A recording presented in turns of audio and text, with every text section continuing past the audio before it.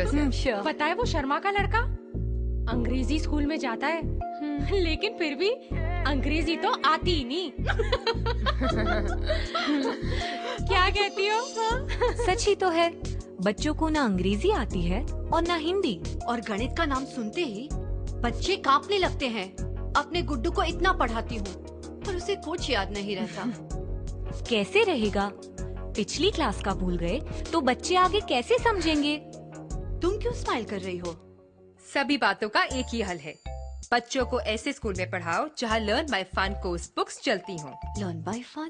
Learn by fun course books Hindi अंग्रेजी दोनों में सिखाए, मैथमेटिक्स का डर भगाए, ऐसे सिखाए बच्चा पिछली क्लास का भूल ना पाए। अधिक जानकारी के लिए फोन कीजिए 073140800808।